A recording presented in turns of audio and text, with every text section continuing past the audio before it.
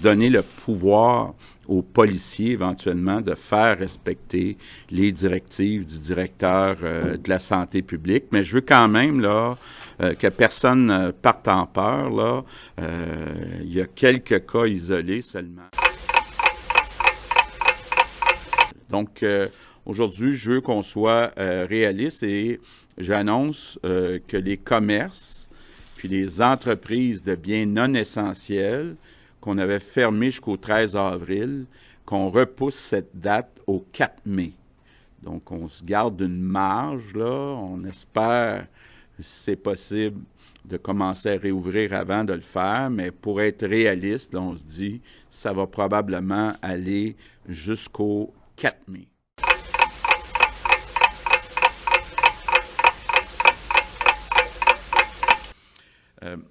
Je sais qu'il reste beaucoup de secteurs qui ne sont pas ouverts. Bon, aujourd'hui, c'est une journée importante. Dans le Grand Montréal, on ouvre les commerces.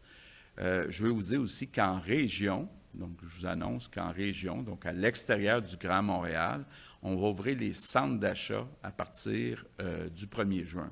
Donc, Pierre Fitzgibbon va expliquer les modalités un petit peu plus tard cet après-midi.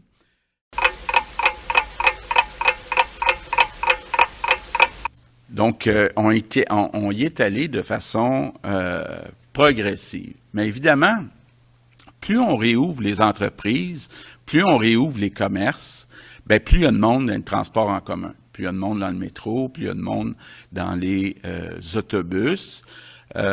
Puis là, je pense qu'on est rendu à une nouvelle étape. Donc, évidemment, on l'a dit souvent, il y a des changements, mais c'est une évolution, puis il va continuer d'avoir une évolution. Donc, on est rendu aujourd'hui à une nouvelle étape. C'est pour ça que je vous annonce qu'à partir du 13 juillet, donc pas lundi qui vient, l'autre lundi, les masques vont maintenant être obligatoires dans les transports en commun. Donc, il n'y aura pas de police, là, mais on va demander aux gens qui gèrent les sociétés de transport d'interdire l'entrée dans les transports en commun aux gens qui n'ont pas de masque. Puis je vous annonce officiellement qu'à partir donc de samedi prochain, le 18 juillet, le masque va être obligatoire partout au Québec, dans tous les lieux publics fermés, comme les commerces. Bon, il y a des gens qui disent, bon, ça veut dire quoi, ça, les lieux publics fermés? Ça inclut-tu les restaurants? Oui, ça inclut les restaurants. Bon, il y a des petits comiques qui disent, bien, comment on peut faire pour manger si on a un masque, là? La situation, là, on porte un masque quand on est en mouvement. Une fois qu'on est assis, c'est la même chose dans une salle de spectacle. Une fois qu'on est assis, qu'on est à 2 mètres des autres personnes, ou on est à une table avec des gens qui sont avec nous, maximum 10, bien là, on peut l'enlever, son masque. La stratégie qu'on a prise, c'est d'y aller graduellement. Parce que là, on est en train de changer les habitudes de la population pour longtemps.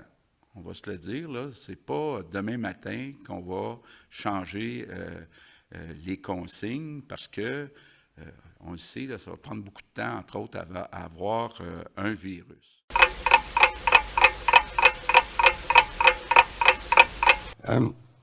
Je pense que vous le savez, on se prépare depuis plusieurs mois en prévision de la deuxième vague. Aujourd'hui, on va vous présenter un outil qui va non seulement guider nos actions, mais nos décisions dans les prochains mois. Je parle d'un système d'alerte qu'on va appeler un système d'alerte régional et d'intervention à 4 paliers.